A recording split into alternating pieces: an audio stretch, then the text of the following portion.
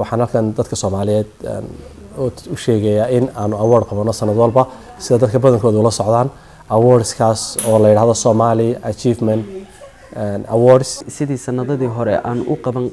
qaban qaabin jirnay aanu sanadkan u qaban qaabinayno maalintii abaalmarinta Soomaalida UK waxaan jecelnahay inay dadka Soomaalida ee reer UK soo sheegaan shakhsiyada ama hay'adaha dadkeena wax u qabtay ee mutaystay in la abaal mariyo ama jaa'iso la siiyo abaalmarintan waxay abuuraysaa laba waxyaabood in dadkii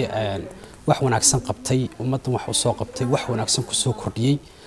in ay sii dadaalaan oo ay dadaalkooda sii badiyaan oo ay halka ka sii wadaan iyo in dadka kalena ay kaga daydaan khaasatan dhalinyarada adoo maadsan codkaaga soo dhiib cidii la siin lahaa abaalmarinta sanadkan wariyaha sanadkan barnaamijka TV-ga suxufiyiinta website-dada journaalka radioga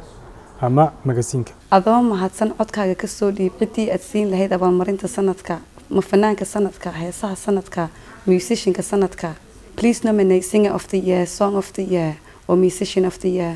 sanadkan wuxuu dhacayaa 11 December wuxuu ka dhacayaa xaafadda Greenford barnaamijkan oo ugu taray dadka Soomaaliyeed ee dadkooda wuxuu qabtay waxaanu doonaynaa inaad soo dhiibataan hadalkiina xawaalada ugu wanaagsan sanadkan sidii abaalmarin loo siin lahaa adoo mahadsan codkaaga soo dhiib cidii la siin lahaa abaalmarinta sanadka kooxaha kubadda cagta tababarayaasha ciyaartooyga sanadka please nominate player of the year team manager of the year football teams of the year fadlan codkaaga ka soo dhiibo cidii aad u malaynaysaa in sanadkan la siin lahaa abaalmarinta sida ardayda iskuulada ardayda jaamacadaha ama macallimiinta please nominate GCC students teachers and university students please send your nomination based Somali community in UK to get 2010 award UK Somali community or charities Awias Africa adigoo mahadsan soo gudbi cidii aad u malayn lahayd in la siin lahaa gabayga sanadka ama buraanburka sanadka waxaan ka codsanaynaa inaad noo soo sheegtaan dadkii wax wanaagsan u qabtay ummadda wax ku soo kordhiyay hadday wax barasho tahay hadday hidiyo dhaqan tahay hadday bulshada tahay hadday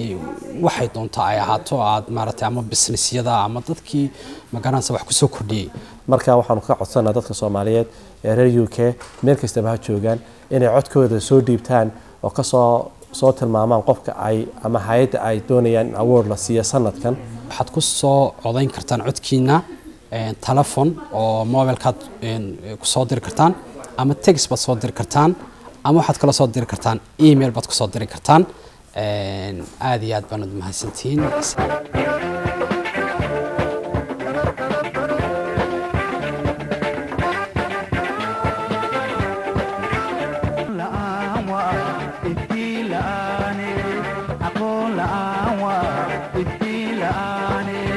adduunka dhana adeegtada oo waa aalad weyno laga ahaan karine احترام معلنكاذا اسلوب هذا سميه